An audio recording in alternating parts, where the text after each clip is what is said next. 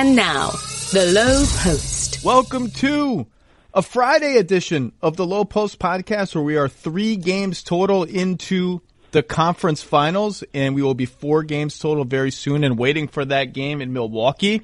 And kind enough to take a little time out with us to talk all things lottery, offseason, conference finals. My friend Kevin Arnovitz, how are you doing? I'm well. How are you? I'm good. I'm going to see you back on the East Finals again next week. I enjoyed a few hours in Milwaukee the other night. Milwaukee becoming one of my favorite NBA cities with the new arena. It's so convenient. Milwaukee, the convenience factor is it might be the number one most convenient city. Yeah, user friendliness is a big criteria. You know, like Salt Lake, because everyone always laughs when I enjoy saying I like to go to Salt Lake. It's just user friendliness as a metric for like where do you want to be for 4 or 5 days, and they've made it very user friendly here in Milwaukee. Oh, even the airport is like 8 minutes from downtown. There's nobody ever at the airport. The last time I was in Milwaukee, flying out of Milwaukee, there were literally 0 people in the security line, and the guard was like waving, "Hey, come on down, sir. We're happy to have you. Come on." And I was like, "It's great." It's like flying in and out of the 7-Eleven. It's fantastic. It's wonderful. Well, you're going to be flying out of there soon, and you'll either fly out with the 2-0 series that looks like a Bucks stranglehold, or the Raptors will come up with something interesting tonight to reverse what felt like a pretty tough Game 1 loss. But we shall see. But the big event of the week was, of course, the New Orleans Pelicans winning the lottery after months of speculation of what the lottery would mean for the Anthony Davis sweepstakes, whether the Lakers would move up or the Knicks would move up or both or neither, or what are the Celtics going to do, blah, blah. Anthony Davis's team won the lottery. I think that's obviously a very interesting plot twist. What were your initial reactions? So now there's been an outpouring of coverage of, Griff is playing the why would he want to leave? There are rumblings of, I believe Jackie McMullen said, over Gail Benson's dead body, which is a little bit morose. Would they trade Anthony Davis to the Lakers after all the hard feelings of the last 6 months? What were some of your initial reactions to this crazy turn of events? Well, I was at least glad it was the Pelicans and the Grizzlies and not the Knicks and the Lakers, particularly the Lakers. So I was pleased for that. It's going to be really interesting, like, who are the true suitors? Like, we think there'll be these monster packages, but constructing packages for max talent is just really hard. You have all these moving variables. And I'm also I keep hearing mixed news and conflicting accounts of whether or not Mrs. Benson will allow Davis to be traded to the Lakers, who actually now have a more attractive package by virtue of the fact that they got 4. And that's a really interesting question. Will the Lakers be allowed to be full participants in the bidding process? And the question is, do you want to trade him? And the power of persuasion of David Griffin to say you want to be here. I mean, my sense is if he's willing to stay, you want him to stay, right? For the sole reason that you don't get value on a max guy. And, Anthony Davis, if he is at maximum output, is going to outproduce the $27 million and then 28. Well, he probably would opt out at 28.7, but he will exceed in value his contributions what he's getting paid, which is what you're trying to do as a basketball team, right? Like, at the end of the day, it's you're trading not playing players, you're trading contracts, and you measure a player's value within the context of the salary cap as to do you get your money's worth, and you're going to get your money's worth with Anthony Davis provided he's healthy. Yeah. That said. Yeah. Anthony Davis is 26. I saw David Thorpe, friend of the program, made this argument in True Hoop today that they're better off trading him and just doing a Herschel Walker trade and making Zion the centerpiece of a super talented 23 and under team. And I get that. Because Anthony Davis is 26, he's 6-7 years older than Zion, due to their time to blah, blah, blah. I get all of that. I just don't know that such a trade package exists to them. I don't know that any team can give them I don't know where the blue chip picks are in that theoretical. I mean, you can go through them all. The Lakers, it's going to be the number 4 pick. Okay, maybe that's one. And some young players that are interesting. The Knicks, they have the 3rd pick, so that's 1. They have the Dallas picks, which are interesting, 2021 and 2023. They have some downside risk to them from Dallas' perspective that makes them attractive. Boston quietly has, they have 14, 20, and 22 in this draft. And after that, literally just one future first left of all the trade assets. And it's the Grizzlies pick that's top 6 protected next year. And we'll talk about Kyrie. And then I think you have the Clippers as a looming wild card, and there's going to be a surprise suitor. I don't know that any of those, unless you get Boston to give you Tatum, Brown, and the Grizzlies pick, which is not going to happen, I don't think, in any circumstance. Even if Kyrie stays there and tells them today that he's staying there so they're free to give their best stuff, I don't know that you're getting all that. So I agree with you. I just think if he's willing to stay, you keep him, because I don't know that there's a trade package out there, even with the age difference, even with the possibility to turn 1 into 5. I just don't know that there's 5 that equal that 1 anywhere. Right. I mean, those deals just don't exist all that often in the NBA. And I think in some ways the Brooklyn-Boston deal probably spooked a lot of executives from even making those sorts of not only that, laying out those future offers. Not only that, but first of all, that's the deal to bring up, right? Because Boston got the Herschel Walker return because Brooklyn's picks ended up being so high. I don't know that. I mean, it's so hard to engineer that kind of trade where you trade really good players to somebody's team and still get really good picks back. And I think that trade is such an outlier that sort of it's a very hard kind of trade to find. And one result of this lottery, everyone is, oh my God, no one's going to tank anymore because the lottery has become so unpredictable. These teams rise up from the middle. People are still going to tank. They're just going to tank in different ways. They're going to tank in the middle of the lottery as frankly, as we saw this year. The league knows that. But I think to your other point, one of the trickle-down effects of that lottery is teams are going to be much more careful about trading lottery picks. They're going to be much more careful about, okay, we need to get at least top 4 protection, top 10 protection, top 12, whatever it is. Like, we need to make sure we protect ourselves from the possibility that some innocuous looking pick we trade ends up being the number 2 pick in the draft. Yeah, I mean, that's what flattening does, again, which is why it's whack-a-mole. I mean, and I don't want to litigate why I think the draft lottery is dumb, again, which I've done on your show probably 5 times in the last 5 years. But yeah, I don't think these blockbuster deals will exist anymore. And I think the teams left holding the bag with an unhappy pending free agent, now apparently 2.5 years out of the official end of his deal, are just going to be screwed. And which is why that if David Griffin has the power of persuasion to keep Davis, who again is 26, not 28, I think you just do it. And I mean, the other thing is, I mean, let me ask you a totally crazy question. Yes. What if you just say, given everything we just said, given the fact that these deals don't exist, what if you just say to Anthony and Rich, and you just say, you know what, man, we're not dealing with you.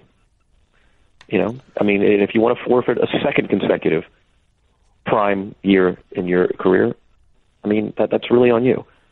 But we're not dealing you. Well, that's... But we think... I mean, it's complete fantasy, and I realize this, although I'm just playing out the hypothetical. Is it, though? I mean, what does Davis do? But is it? I mean, David Griffin told me, a very giddy David Griffin told me in the ballroom of the lottery, we can be Oklahoma City with Paul George. Now, if there wasn't a pre-existing negativity and nastiness between the two sides, obviously, so they're not equivalent, but that's essentially what he's saying. He's like, hey, you know what? Maybe 20 games into playing with Zion and Drew Holiday, and, you know, both of those guys, Drew Holiday's still only like 27 or whatever he is. Drew Holiday's not old. Maybe AD's like, oh my God. This isn't terrible. And I think it goes beyond that, Zach, right? I mean, it's and I don't mean this as a slight on Dell Demps or anything else, but if you're David Griffin, you can also say, look, all the ways in which you've identified this organization is bereft in certain ways. You're not going to exist anymore. I want you to give me 6 months to a year, and you're going to watch the infrastructural improvements in this organization. You're going to watch that we're going to value the right things in a way that we haven't previously. And this is not going to be the rinky-dink bastard child of the Benson Saints empire any longer. And I mean, look, I mean, this is some highfalutin stuff, but I just think that he has the capacity to say to Davis in the camp that this is not your previous year Pelicans franchise anymore, and not forgetting the fact that we're getting this guy, and the excitement that's going to brew in the building and the city and everything else, and forgetting the fact that we will not find a better prime running mate in the backcourt than Drew. Who's 28, by the way? He's 28, not 27. I was wrong. Yeah, you're just. This is going to not resemble the franchise you know. Like we're getting a massive upgrade, culturally and infrastructurally and otherwise. And I think that's a compelling case potential. I mean, I don't know. I mean, if a guy wants to go, he wants to go. I mean, culture can't make anybody stay. Hey, look, I used to think it could. There's an argument to be made. Now, look, the Lakers can get a third guy and trade for Anthony Davis. So you maybe aren't just going with LeBron. Maybe you're going with LeBron and player X, whether it's Kemba Walker or Jimmy Butler, or they even get higher than that, which who knows. But there's a chance that at least for the near future, you're going with LeBron, who's 35, whatever he is, who's played by the middle of next season, will have played the third most minutes in the history of basketball, including playoffs. There's as great as LeBron is, there's an argument to be made. If they don't get a third guy that's a real stud, it might be more interesting 3 years from now to be on Zion Williamson's team than the Lakers with LeBron. I mean, it's not crazy. It's not a crazy out of the box argument for David Griffin to say, hey, look, flash forward 3 years, you're 30, 29, 30. Where do you want to be? You want to be with the young. You want to buy low or you want to buy high? Yeah, it's not a crazy argument. Now, so I was in Chicago for 3.5 days or whatever for the combine, and after the lottery, everybody I saw milling around the hotel where everyone's hanging out, I was sort of like, okay, so now we know the Lakers have 4, and they have Ingram, Kuzma, Hart, Ball, etc. The Lakers have 3. They have Smith, Knox. The Knicks. The Knicks have 3. They have Smith, Knox, Robinson. Who am I forgetting? Ntilikina. The Celtics have 14, 20, and 22, I think. And the Memphis pick. The Memphis pick. And all the young players that we know and probably saw their trade value take a 10% hit this season. I said, and the Knicks have the Dallas picks. And I said, who has the best package? Now, in my lottery write-up, my knee-jerk not knee-jerk because this is what I do for a living. I think about this all the time. But my initial reaction was I think the Lakers have the edge moving up to 4. I think Lakers plus their young players plus future Lakers picks and that 4th pick beats the Knicks with 3 and their young players and even with the Dallas picks. And I said that because there's a possibility that Smith is bad, Ntilikina is bad, and Knox is bad. Now, I said on this podcast before, I am less worried about Knox's rookie season than the analytics guys who paint him as the worst player in the NBA. He may very well have been the worst player in the NBA. That doesn't bother me so much. I also realize I said the same thing when the analytics guys said, ooh, Andrew Wiggins' rookie year numbers are very disturbing. And I dismissed them. I say he's a rookie. I don't really, it doesn't, and you know what? They were right to say, okay, red flag right off the bat. So there's a chance. I don't know what the outcome is for all these players, but there is a chance that all 3 of those guys are bad. Just bad. And Mitchell Robinson is what he is, which is going to be, I think Mitchell Robinson is interesting. No one quite knows what to make of him yet, but he's interesting. The Lakers guys, for all their faults, are now they're going to be paid lots of money sooner than the Knicks guys are. But I don't think Brandon Ingram's going to be bad. He's not bad now. Lonzo Ball's not bad now. Kyle Kuzma's not bad now. They may be overrated in some eyes, but they're not bad. And the most common response I got was people agree, and then I thought I might be underrating the Mavericks picks. That's what gave me pause. That's like in the light of day, I think I maybe skirted over those Mavericks picks a little too soon. But the reaction, if let's say I pulled 20 people, most of them said probably Lakers edge out the Knicks, and most of them still said if things turn right, Boston still beats them both. What do you think? I mean, it depends what Boston's willing to part with.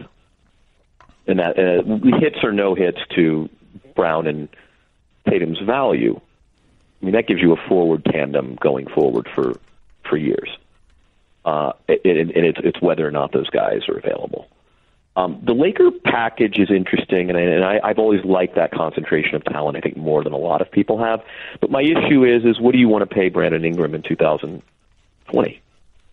I mean that's something that's looming now. It's not just you get a bunch of young guys on their rookie deals. I mean, you get a bunch of young guys on the rookie deals that are quickly with the clock ticking. And say nothing of what do we know about Ingram's health, and right now we don't know a lot, but you're going to have to make a decision about whether to pay that guy pretty quickly. And if you're somebody who believes that he is the most sort of he has the highest ceiling of that group, and I think, although Ball is such an interesting player, right? I mean, he's just in terms of what he is and what he isn't and what he could be. And I've kind of always been a Ball guy, but I just think that Ingram, given what you might have to pay him, it becomes almost a complicating factor. It's obviously an asset you'd love to have. Hey, talking about players as assets, but in the context of a trade, you kind of have to do that a little bit. You have to kind of measure what you're going to, what their present value is, what their future value is, and what their future cost. Hey, it's a salary capped league. You only get X to spend. If you're going to, I'm sorry but if player is going to take 30% or 20% of X, how much value is he going to bring? You just have to do the math. I'm sorry. Yeah. And so what is an Ingram? It's July 5th, 2020, Zach. What are we talking about as Ingram's next deal? And the Pelicans are on the hook for it now. So, what is that? Is that something you want? Do you believe in him? Now, the flip side is the Knicks guys come later and may come cheaper, but if they come cheaper, it's going to be because they're not good, and that's not a good deal. And I'm right now looking at Robinson and Barrett. I mean, what we're talking about is R.J. Barrett. Yeah, you're talking about three. And how do you approximate that player's value? That's who you're getting, and you're getting a really nice five who could be a real defensive stopper for you, and just. It seems like he puts forward kind of the work and the energy to be at the facility every day, and he's going to be a positive member of a young core. But we're talking about Barrett as being sort of the ceiling piece there.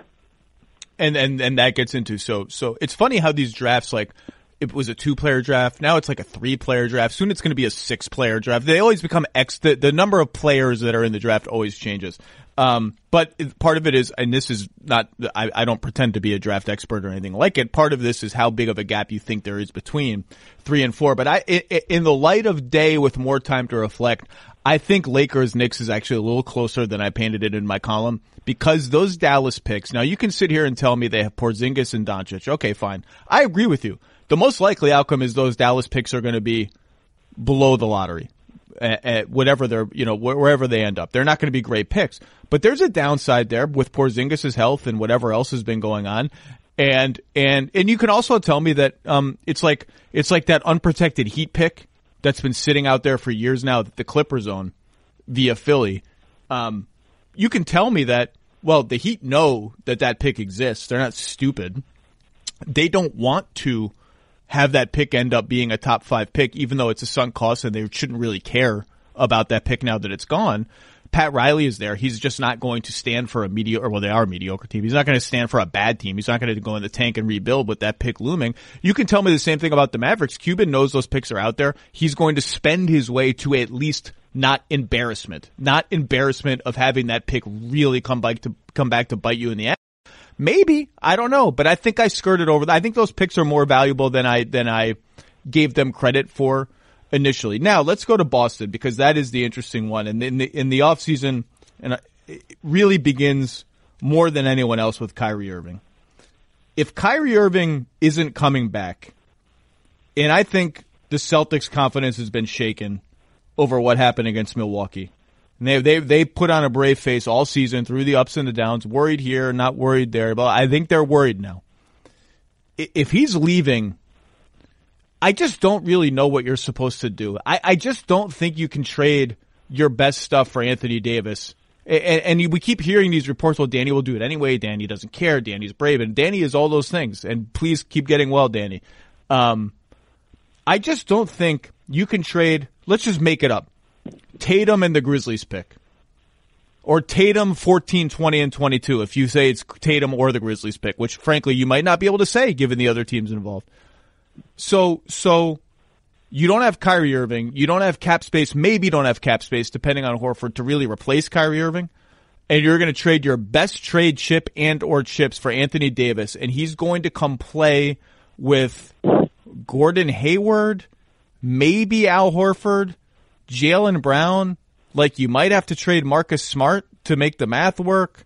Maybe Terry Rozier. Like, I just don't think you can do that.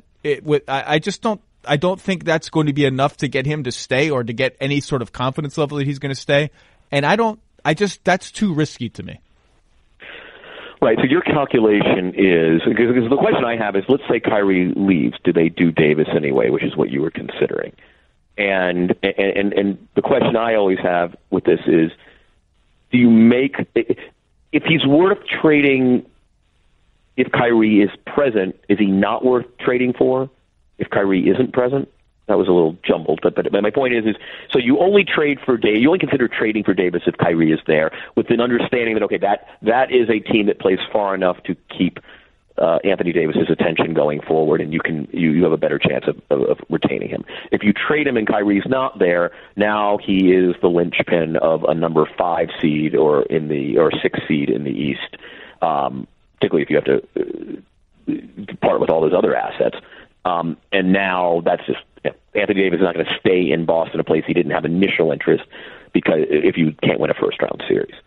So that's your calculation, right? Like that Davis is worth trading for if he's the final piece, if he pushes you over, if when he arrives you're ready to contend, and if he's not, you don't want to deal for him, because now you're just going to part with those things, and you're going to lose Davis at the end of it, and you're going to lose those assets. And now, where the hell are you at Boston in 2021? No Davis, no Irving, no Tatum, if that's true, no Memphis pick.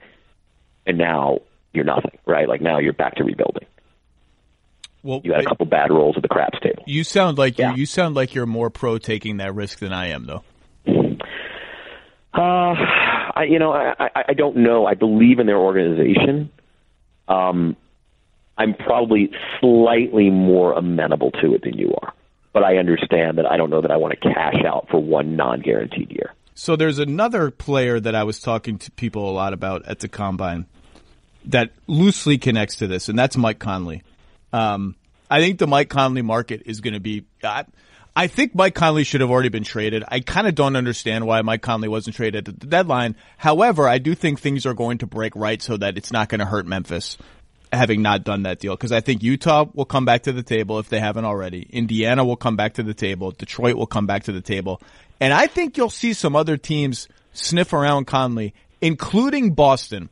I think that's I think that's a long shot, but I think I think Boston will explore, okay, if Kyrie's leaving, where can we pivot? And people have brought up Bradley Beal. We'll talk about Bradley Beal later. I don't know that that's a thing.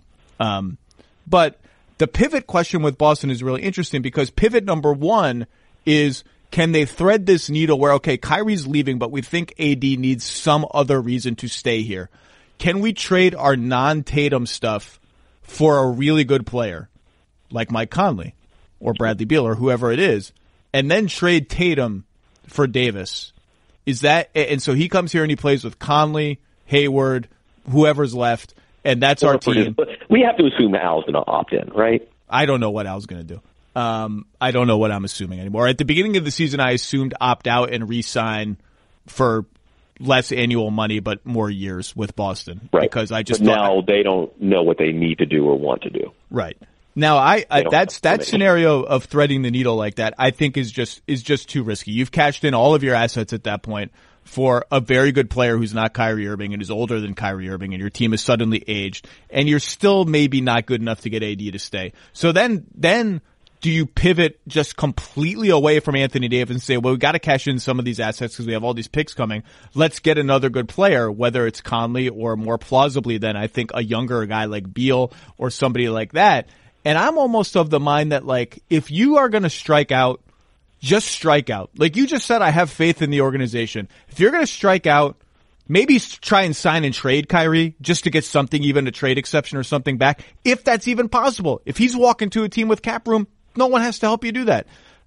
But I just think rather than sort of pivot in a way that just sort of adds like a very good player who maybe doesn't fit the timeline of the team, if you have faith in the organization, like you just said, I kind of think if you're going to strike out, keep all the stuff and try to build the team in a new way going forward. And will you have regrets? Absolutely. You'll regret not going harder for Kawhi. You'll regret not going harder for Paul George, although there were salary cap complications related to trying to wait. Remember, Paul George was traded at the draft. They wanted to wait to sign Hayward first for various reasons. The cap went down. The cap projection was lower than people thought it was going to be. There's all sorts of stuff. But you will have missed out on some opportunities, but I think that's still better than kind of flailing around a little bit. And by the way, speaking of the missed opportunities, hey, look, everyone killed Danny for holding on to his assets for Butler, for George, and for Kawhi. Butler, I don't really regret if I'm the Celtics. George, I kind of regret a little bit, but there were complicating factors. Kawhi, you might really regret, but let's see what happens with Toronto. Is he going to stay there? Could you have won him over? And they did. Irving was the guy they cashed in their assets for. And when that happened, all the people who were slamming Danny were like, oh, wow. Now he's really pulled a rabbit out of a hat. This is what he was waiting for, and he still has some left over for Anthony Davis. And it blew up. It may have blown up. And if it has, you have some regrets, but I don't know that you can you can go retroactively through everything and say, well, this is a mistake. It's a very complicated. It's very hard to make these decisions. Yeah, I mean, the template here, and it's not perfect, but I do have faith in quicker rebuilds on the fly, and I think the Danny Ferry, 2013 Hawks was interesting, right? Because, that looked like a teardown, and they were able to maintain competitiveness and really build something pretty good. Now, ultimately, they probably didn't. Down the road, they didn't rebuild again fast enough. But that there are. I think there's enough there that the strikeout could rebound in a fairly timely manner. And when you also ask, okay, well, what's the alternative? I mean, are you going to contend next year anyway? It's really convoluted. I mean, that is because I'd forgotten about Horford. You don't know what that guy wants to do. You don't know the variables that will determine that decision on his part or your part. What do you even want him to do? Right? Because can you be a team? Let me ask you a question. What does their cap space situation look like if, let's say, Al opts out entirely and you lose Kyrie? What does that situation look like? That's the only scenario where you have some flexibility to sign another player.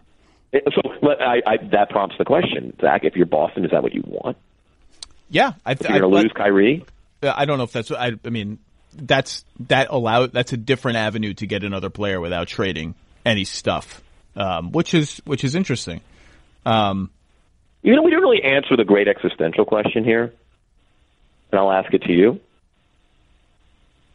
Okay. Do you want Kyrie? Do you want him to stay? Well, I think if you pulled every coach and every front office person and every scout and every whatever in the whole Celtics organization, you would get a whole lot of different answers. I have gotten so many different answers, which is why I ask. I think you want him to stay for this reason and this reason only. He gets you Anthony Davis, and he gets Anthony Davis to sign eventually a long-term deal. That's the more important than anything Kyrie brings to the table is that. Do we know that for certain? Do we know that Anthony Davis is going to enjoy playing with Kyrie Irving any more than anybody else ever has? Just like we didn't know when they finally cashed in their chips. Remember, the big chip was the Nets pick for Kyrie Irving. After years of everyone making fun of Danny Ainge for not getting any of these other guys. And remember, part of the reason people liked that he cashed in for Kyrie was it was a guy you had 2 years with, not just one. So there was more of a runway, more time to win him over, more time to show how he fit in, blah, blah, blah, blah, blah. Everyone assumed that would go great. Everyone assumed, okay, Kyrie Irving's a Celtic now. And that turned out to be maybe, whatever happens, I think it's clear we can say on May 17th, everything's up in the air in a way that perhaps was, not anticipated enough by people like us at the time. It's going to be a wild offseason. It's going to be, you're talking about Conley, and I think there's going to be a robust trade market for Conley. But even that is linked to something like, what do people think Kawhi is going to do? And because if Kawhi leaves, I think Kyle Lowry becomes a really interesting trade option for a lot of the teams that are in the market for Conley. And just like, can you imagine Utah with Kyle Lowry? Now, getting Kyle Lowry would cannibalize their ability to get a 4 like Tobias Harris or somebody like that in free agency, but he would be great there. And he's a 1 year. I think even Phoenix. Someone I was talking to, like, what can the Rockets do? Was a popular topic at the Combine too, and like, okay, so Zach or whoever, where can you trade Chris Paul? Is anyone going to take Chris Paul? And the two answers that were common were, one, or if the Lakers strike out and everyone, can LeBron trick the Lakers into trading for Chris Paul against their own long-term viability? Two, Phoenix. And my universal response was, if Phoenix is so dumb as to trade anything of value for Chris Paul, Chris Paul's a great player. He's just in his mid-30s, declining in constant risk of leg injuries on a team about that across the $40 million a year barrier between 20 and the 2020, making an enormous amount of money for a team that is miles away from doing anything significant. And everyone's response was, Zach, you're talking about the Suns. Are you really sure they wouldn't do it? And I said, look, if they do that, if they trade anything of value for Chris Paul, let the GOAT become the GM of the Suns and start putting his hoof on the phone and making the trade calls. And man, like, that would be better than you just contract the team. Now, Lowry you can sell me on because A, he's a great fit next to Booker. B, it's 1 year. And like, there's value to having a guy come in for a year and be like, okay, this is what competency looks like. Okay. And he's younger than that. You can sell me on. So Lowry, if Kawhi leaves, then Lowry becomes interesting on that point guard market. And just, by the way, I've said all year, I don't know what the percentage chance is, 25, 30. I don't know if I'm willing to go higher than 30. I think Kawhi there's more of a chance of Kawhi staying in Toronto than it's been assumed. Like, it's been assumed all year he's going to the Clippers. I mean, it's like people talk about it like it's 100% in, 90% in. Maybe I have to hear that and trust it. I think it's considerably less than 70. Yeah, I mean, I think I've said all year, I think there's a real chance, and maybe I'm stupid. I think that shot mattered. I think it mattered a little bit. I don't know if it bumped the odds up to 35%, but there are reasons that I think that Toronto has a real chance. And if they actually pull it off, because he's clearly proven worth all the trouble and all the investment in these playoffs, it would be one hell of a story. But if they don't, and he leaves, Lowry becomes a really interesting player, and the Clippers, and if he stays in Toronto, the Clippers become the ultimate wild card in free agency. And then you start talking about, we got into the Rockets. I think the Heat are going to be incredibly aggressive trying to get their hands on one of these guys somehow, anyway, sign and trade this, that. I don't know what they have to do, but I know they're going to be aggressive. We mentioned Utah. It's just going to be it's going to be absolutely wild. Do you have any Rockets answers for me? So the first question is, what do the Rockets need to do? I mean, are we just saying generically they need to get better? So we will assume that Harden and Capella are sort of linchpins there. I mean, Eric Gordon at $14 million. Boy, however, he struggles here, he struggles there. I mean, that's a good deal. That's a good deal. And PJ is PJ. I mean, PJ won them games. I mean, PJ is at $8 million in a final year of a deal. So what you're basically saying is, what do the Rockets do? What you're saying is, what can the Rockets get for Chris? Yeah. Who's still a very good player. Or Clint. And I think of Clint the same way I think of Steven Adams when the Thunder got eliminated, and this was the discussion. Fine player. Okay. Fine player. Yeah. Horrible against the Warriors. Really bad series. Really good player. I just don't know that any center. Well, this is what we've talked about. Center is a mercenary position. Yeah. I just don't think they have trade. I was talking about this with someone, with an executive the other day over a meal. And it's this, that I think teams are going to come to the conclusion, many teams already have, that center is not where you spend your money. You can always find something in someone, especially in a league where there is a high probability that guy will not be on the floor for the 5 most crucial possessions of your season. And it is a mercenary position. I mean, and I think the farther the Bucks go, like the more proof is, find me that at $3.4 million. Brook Lopez, who is going to make considerably more money next season, without question. However, that it's a mercenary position. You just aren't going to spend 20% of your cap on a guy who is not who's a very good center. It's a mercenary position, and you should employ mercenaries to do the work. What do you do if you're Tim Connolly and you get the Wizards job? Oh, yeah. I would furnish very tastefully in Logan Circle. That's what I would do. Okay. That's a very nice place to live. What's the piece of furniture that you care the most about when you're furnishing your abode? Me? Yeah. Take me inside, because I have these sort of this whole kind of case study seating in my house, which I think you've seen. I also have this original Eames storage unit that I love, and it's in my bedroom area that I'm really possessive of. I don't have a lot of things, but that sort of mid-century modern furniture is kind of that's my jam. That's you get me very happy in a showroom of mid-century modern furniture. Kind of coning sort of case study housey type stuff, and that's where I live. The only piece of furniture that I ever really cared about was when we moved in. When my wife and I we moved into our first adult apartment. We went couch shopping, and to my utter surprise, I was super into the couch shopping. I cared so much about the couch. What color is it? And we had some parameters, like it had to be a pullout because we have guests all the time. And so that like a lot of the sleek modern couches obviously aren't pullouts, because pullouts are like they're like boats basically. But I sat on these couches. I was like, no, we got to go to another store. And my wife was like, I've never seen you care about literally anything like in our house. The couch. Well, I mean, your tuchus spends like a quarter of its life on that couch, right? That's what I told her. I was like, I watch a lot of NBA games on this couch. It's got to handle a heavy volume. It's a high usage couch, high usage, high efficiency. Yeah, it can't be able to apparently fold into many positions. Yes. Yeah, what player? It's boring to compare it to like an all-star player. It can't just be the Monte Ellis couch where it's high usage, low efficiency. It's got to actually be able to bear high usage. The Kawhi Leonard couch. The Wizards. So, let's do 5 minutes. What do you do in Washington? I don't know, man. I'm looking at it right now. Do you really? What I'm asking is, do you trade Beal? Because you're in jail. You're in John Wall jail until that contract is up.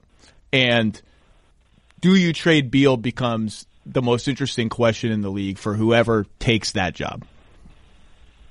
I mean, and this goes back to the AD thing, right? I mean, so first of all, the answer is I'd trade anybody. What am I getting? And where's the great deal? Like, we know the teams that would be interested in Beal, and I'm just wondering, what does the deal look like? I mean, first of all, unless you're dealing him into space, which you might, you're going to have to take back something of unsavory. I mean, he makes $25 million. And what are the future assets that you're being showered with? The Herschel Walker deals don't really exist anymore. You get another future asset for taking on anything unsavory if you do, and you don't care because you're in John Wall prison for many years. And you don't actually. One of the arguments against trading Beal is you don't have a lot of cap space because you're in John Wall prison, and cap space is one of the key tools of rebuilding because you can take in, like the Nets have done and other teams have done, you can take in assets for dead money. The Wizards can't do that, so one way you do that is take on some dead money in a trade. I think it's a really interesting question. I think they will have a lot of leverage, even more so maybe after July 1st when some teams strike out in free agency or don't get the guys that they want. And Beal is at such a position of demand. He's very good. I put him third team All-NBA. Did you have him on All-NBA? I think I put him third team, yes. He's really good. He's only 25, turning 26 soon. I don't give up. Again, he's too young. Again, I think this is a different question if Bradley Beal's 28 or 29. But I'm with you. You've got these 2 extra seasons. He's under. I mean, like, I'm comfortable. The sins of the past make me maybe lean a little bit toward trading him, because in trading Otto Porter for 2 guys who maybe aren't even going to be on your team next year, although I think they'll bring Portis back. Jabari, I don't know. And in trading Kelly Oubre for nothing of future relevance because they just desperately needed the 8th seed, I guess. They've sort of like there aren't a lot of pieces for Bradley Beal to not grow around, but to grow around him. I mean, Troy Brown was all right, and Troy Brown's going to be an okay rotation player, and they have number 9, I think, in this draft. Like, that's all right. But it's not as if you're like, okay, I have Bradley Beal as 26. The argument for keeping him is that he's really freaking good, and he's just 26, and why not have a really good 26-year-old player on your team, even if you are in John Wall prison? Maybe he keeps us competitive when we steal a playoff berth and we host a couple of playoff home games. That's great. Maybe. Or to your earlier point, Zach, the fact is you don't have to be bottom 3 or 4 anymore to get one of those good picks. Like, Good point. So right? Like, okay, the best, it's a win-win, right? The best case scenario is he's exactly what you say. He is truly, this is a top 10 to 15 talent, and he can get you a playoff berth in the East. Great. You got 2 home dates, 3 home dates. Maybe you surprise someone. That's fantastic. You keep interest in the market up. Worst case scenario is you win only 34 games, or you're not bottom 5. But hey, guess what? You don't need to be bottom 5 anymore, right? I mean, the odds have been flattened a little bit, so it's a win-win. And I'm with you. He's a good basketball player on a good deal relative to his contributions. And I just don't. Again. And here's the thing: do you trade Bradley Beal? The answer is maybe not today, maybe not tomorrow, but at some point, the longer you keep him, the more likely you are that a Herschel-esque deal might surface. I don't think you have to feel compelled to trade him. Like, hold on to him. Team, you're open for business. At some point, some team, all it takes is one, will come and make the Godfather deal. And frankly, I mean, I don't know about you, but I anticipate with next year's Washington Wizards, Bradley Beal's production is going to be pretty damn good, isn't it? Yep. I don't know how his mood will be, but his production will be pretty damn good. I started the thought process there. I said, why? Why bother? He's really good. He's young. I'm not going to trade him. I'll just keep him. I think there's a good argument to be made for trading him too, and I would at least be very aggressive looking at what the offers are. And I think the danger in waiting, of course, is that the longer you wait, the closer his contract gets toward expiration. Although it's not particularly close right now. He has 2 teams aren't paying for it. They're less inclined to pay with each passing day. They don't actually have him in their employ. I get that, but you got 2 years left. I mean, you got a deadline. I mean, I think that's the other thing is you can do this in January and February. It's going to be an absolutely wild offseason. I mean, just the season that we're having. This is like the basketball season is almost like the prelude to the real season. Let's talk about basketball. Novel concept. The games. There's a as I was leaving the hotel in Chicago to go to Milwaukee the other night, someone asked me, "Well, why are you going? Where are you going? Why are you leaving? This is the hot spot right now." I said, "Well, there's a basketball game happening. There's like 4 teams." I was joking. I was like, "There's 4 teams left in the NBA. It's important games. Giannis is playing Kawhi. I kind of want to go see the basketball game." So all of this stuff is like these games are the whole point of it. To be one of these 4 teams is the whole point. You're going to go to game 2 tonight, so we'll save Eastern Conference Finals talk for next week. The Western Conference Finals is 2-0 Warriors after a stirring and yet it's like the sitcom that has gone to the same plot device too many times. Come back like, okay, the Warriors fell behind by a lot. Rousing third quarter run, some clutch plays, great Draymond Green defense, and Andre Iguodala strip. They win. Yay, hurrah, hurrah. Everyone's bored by this. I mean, they do it with style and panache. You got to give them that. I think every time I watch the Warriors, well, okay, let's zoom out. What do you make of this? Tommy Beer tweeted this, and it's true. We fact checked it. Not that he needs fact checking. They're 29-1 in their last 30 games with Steph and without KD. And our stats and info group went further. Since they signed KD, they're 32-4 in that scenario. What do I make of it? It's just a continuation of what we knew in 2015-16. But Andre's older. Harrison Barnes is gone. Andrew Bogut is mummified. Now Kevon Looney has come on, but Sean Livingston is on his last legs. Like, they're just demonstrably not as good as the 73-win team, to the point that there's this whole spirited debate on that I've been a part of too. It's like, if KD leaves, where do you pencil them in? This is the parlor game going around the whole league. Do they come in? I think them as a top 2 West team, probably. Number 1? Are they just maybe? I would say so. Like I just don't look. First of all, Clay is even better and smarter than he was 3 years ago. Very true. Right? Like Steph. I mean, look, I know the insane numbers. I mean, Steph was otherworldly, and he's merely gone back to being one of the greats of all times in terms of quality. When Draymond is in shape, we forget how good he is, and he is in shape, and he is motivated, and he has something to prove, and he wants to get paid. I want him to go one step further next season and just, like, start eating on the bench in January. It's like Draymond goes to the bench and, like, he's eating wings or something, and then in March, it's like, oh, now I'm getting sick.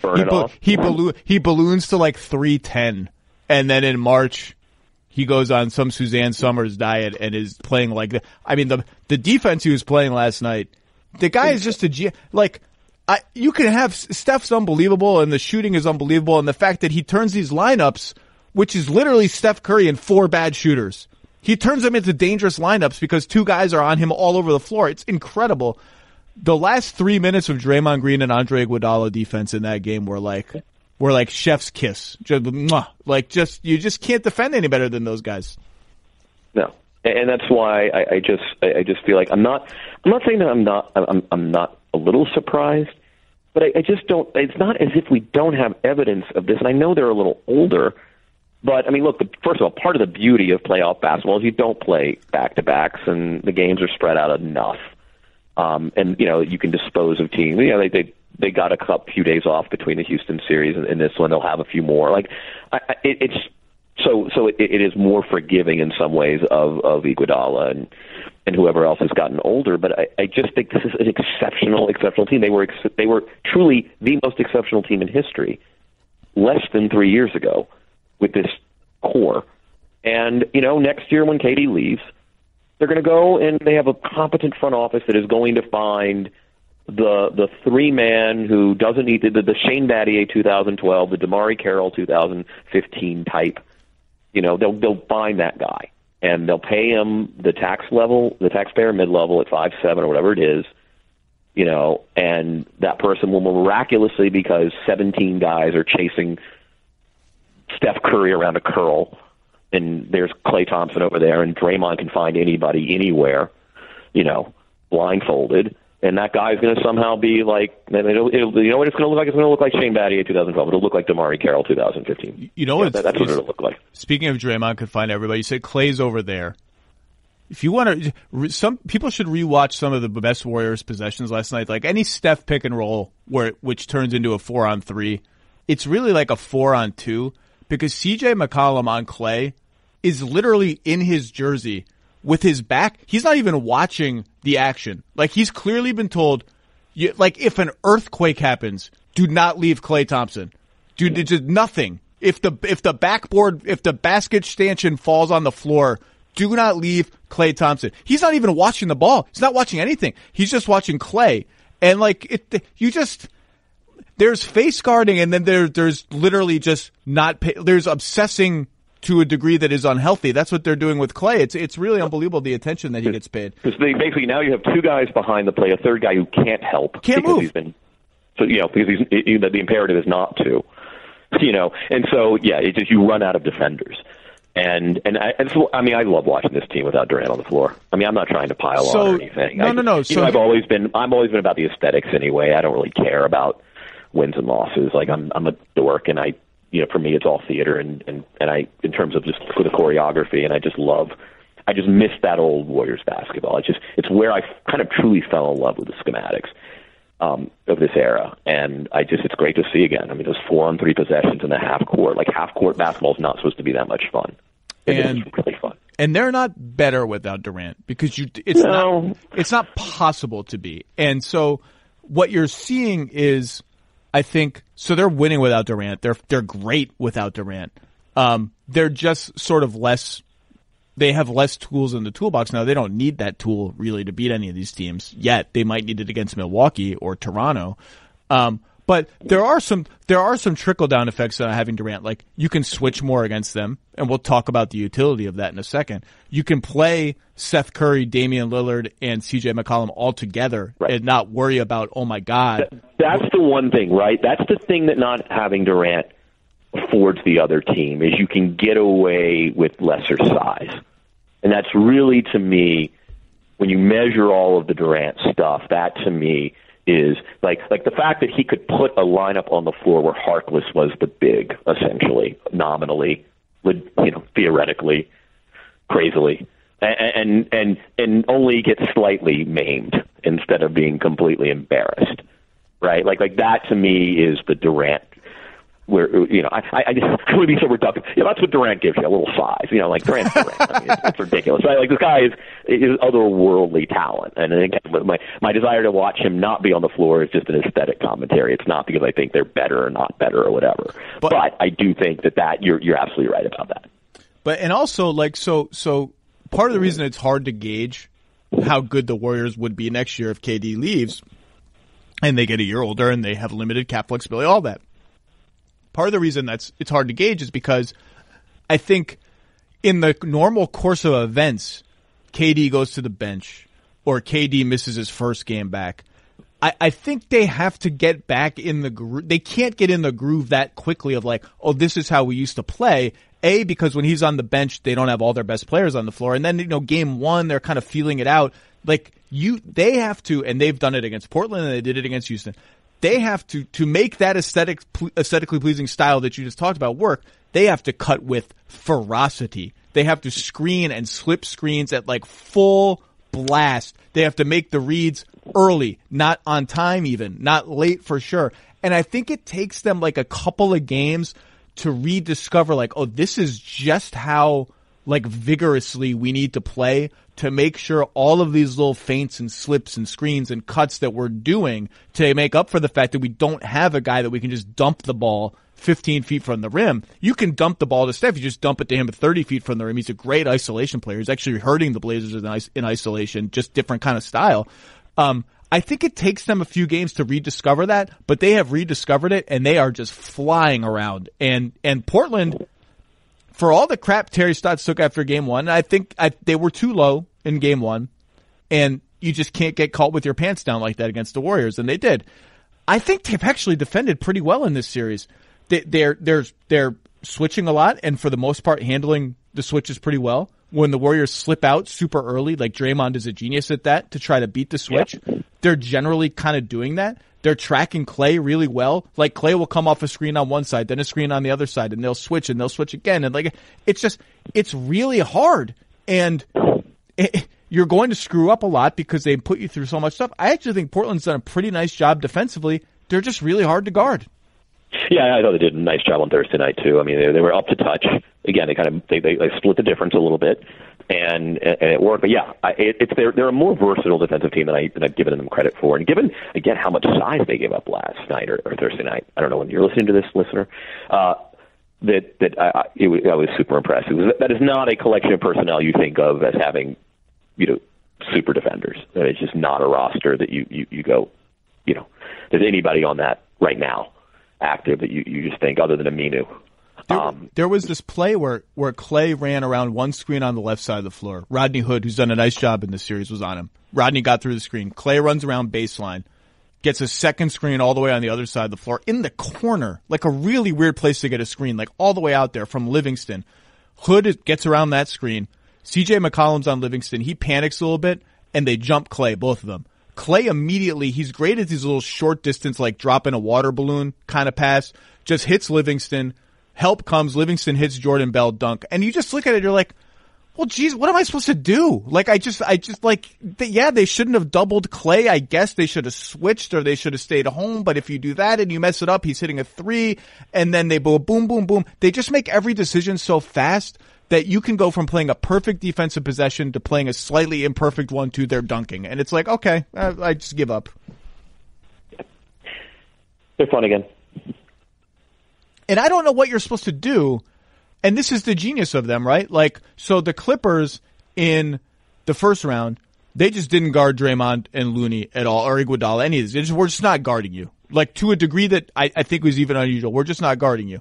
Okay, well, they still gave up 1 million points because A, Durant went crazy, and B, the Warriors know what to do with that. Draymond gets the ball and becomes a screen setter, and no one's on him, and they get killed with threes. Okay, so we should switch more. Well, if you switch more, you all of a sudden can't help at the rim when they do break free because everyone is focused on switching off the ball and no one is focused on helping at the rim. It's just it's just you're damned if you do, damned if you don't. If you trap them, they kill you that way, and you just it's really hard. Like there was a possession last night where this is how diligent you have to be. Livingston was posting up Lillard, and Harkless kind of dipped down to show some help. And that was enough to dissuade Livingston from taking Lillard to the basket. And then he kicked it to Draymond Green, who was Harkless's man. And Harkless immediately was like, oh, okay, because I know what's going to happen now. Draymond's going to dribble handoff with Steph, and I'm dead. And he sprinted out as if, I don't know what. He sprinted out so hard because he knew what was about to happen, and that's what happened, and Portland snuffed it out, and that was... Is this the one where you just put the ball on the floor and got right to the hoop? I can't remember. But they snuffed it out and made them do something else. And the point is, like, you want to help off these guys who can't shoot, and they punish you for that. And sometimes you help off them and you're not really even accomplishing anything. Like, finding the right balance of, I'm going to help off these guys, but not so much that they're going to kill me. And only when I'm actually doing something productive with my help, rather than helping on cutters who aren't even there. It's just a really hard balance to strike. Yeah, no, I think it's funny. I was watching. It was kind of in the Sixers. I'm jumbled at this point. You know, I'm in playoff fog, but I had this thought the other day, kind of watching a half-court game with the Raptors and Sixers, that unnecessary help is actually one of those things that kills you defensively in the NBA. Where's the help is actually probably less common than why did you help? And I do think that so many coaches preach scramble and activity, and certainly in the series, the Bucks and the Raptors. I mean, it is a gospel of Mike Budenholzer's defense that you will scramble, and you've got the length and the athleticism to get back. And this has been one of the great debates ever: do you stay at home or do you help? But with the Warriors, you're right. Like there is no they make that balance harder than any team I can imagine. If you're going to help, you better... And Draymond's exactly part of the problem, right? Because he's the portrait of the guy who, on the surface, is the guy you help off of all of the Clippers. There was a three that Steph made in the fourth quarter of Game 1 where Draymond posted, and they run this play with KD usually. Draymond posted, and Cantor was on Looney at the three-point line. And Cantor went right down to patrol Draymond in the post as a help defender, and was just standing there in no man's land, did nothing, was in position to steal the entry pass or try to, and didn't even try to do that.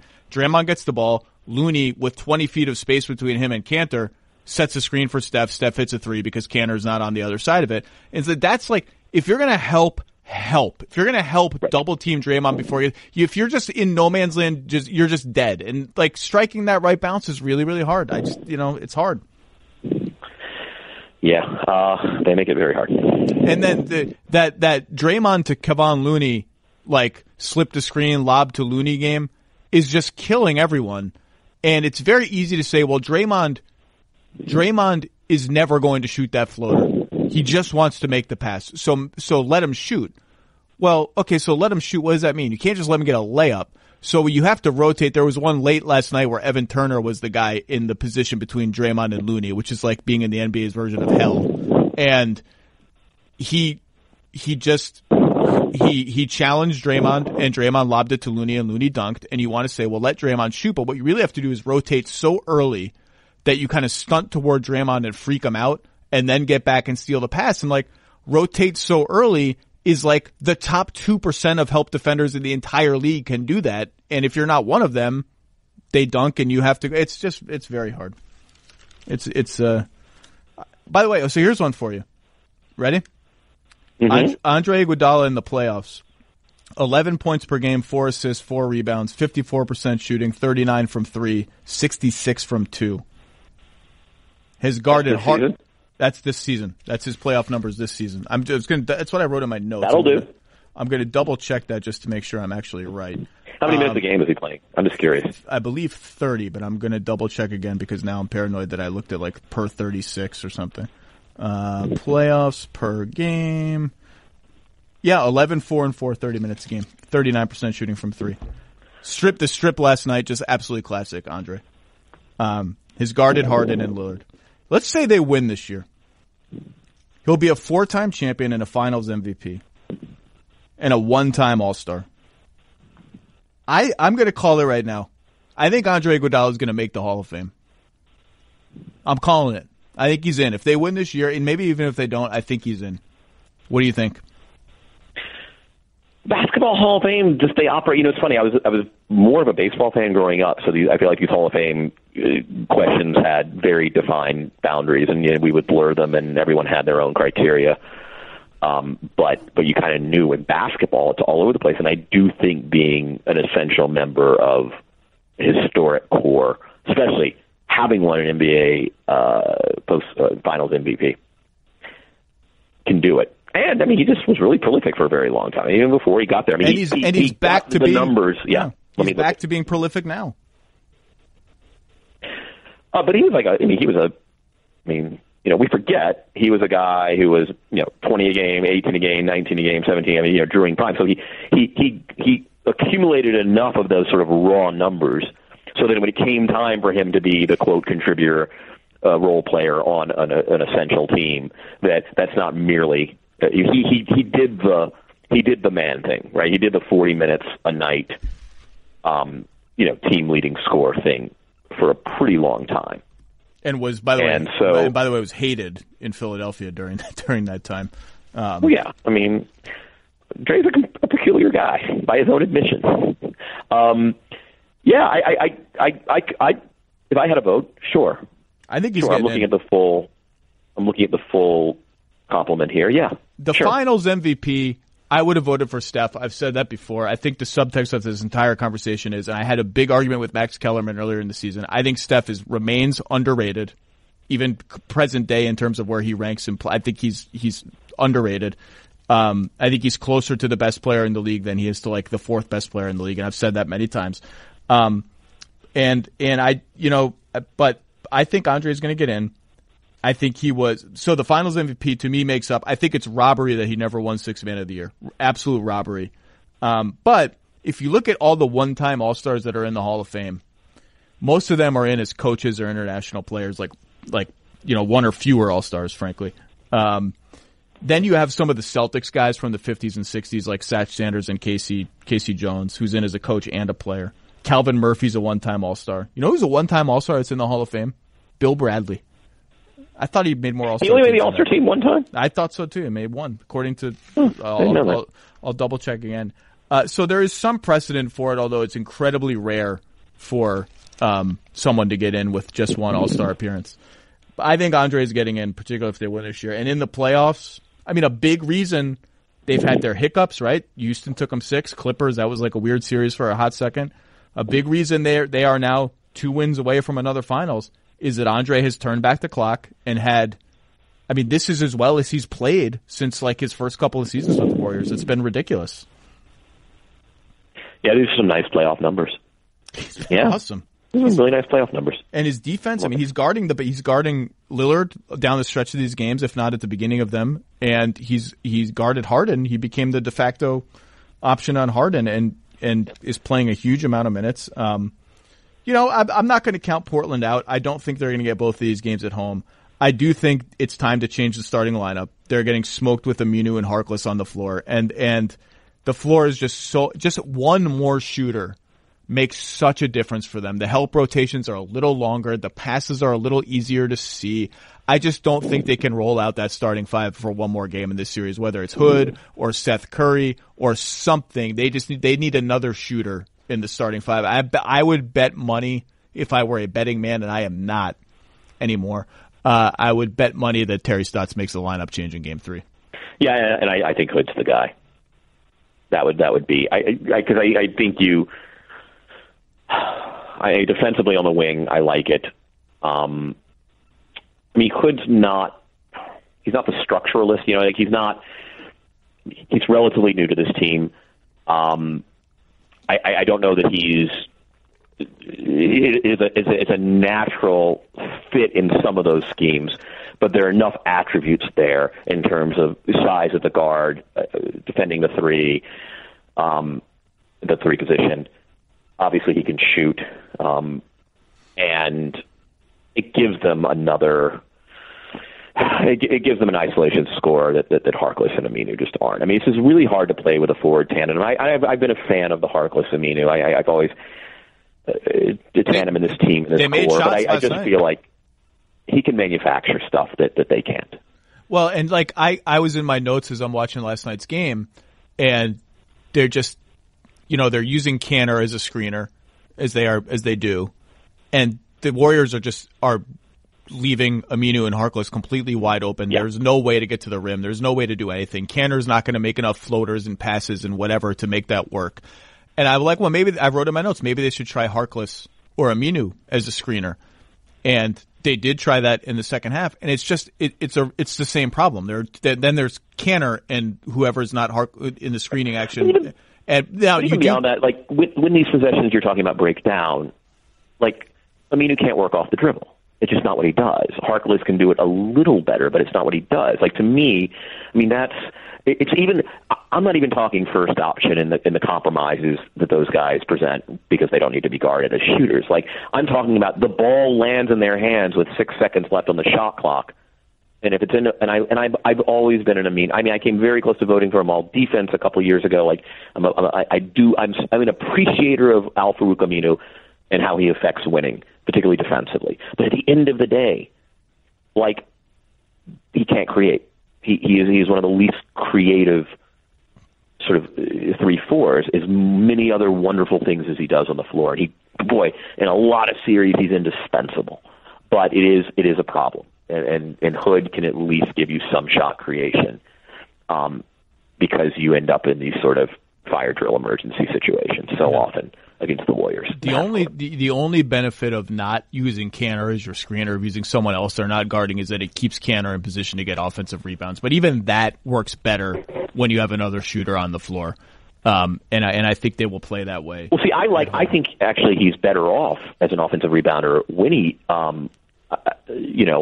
when there's a screen, when he is the screener, because often they'll switch. He ends up with a small. True. Or he just to me, Canner's actually, if the plan is he can save 7 possessions a game for us tonight, 6, 7, I'd almost keep him as a screener, let him switch.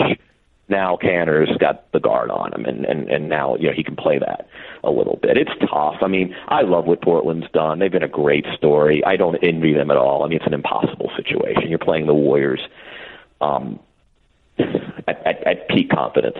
I think they get one at home, and we have the proverbial gentleman's sweep in Oracle in whenever Game 5 is. Who is snap prediction? Who's winning tonight in Milwaukee? Milwaukee.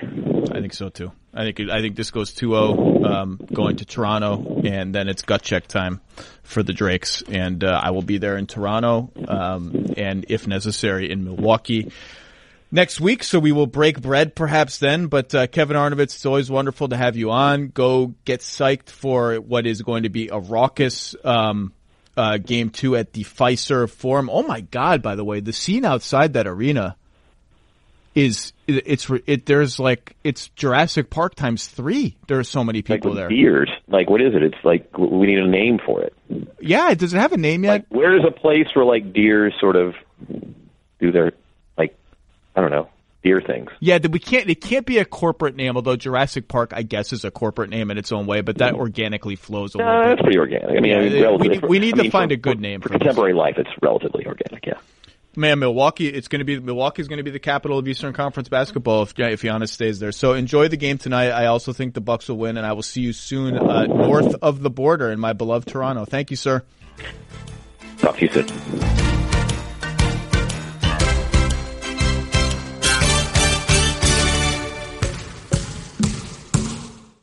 The Lowe Post is presented by Goodyear.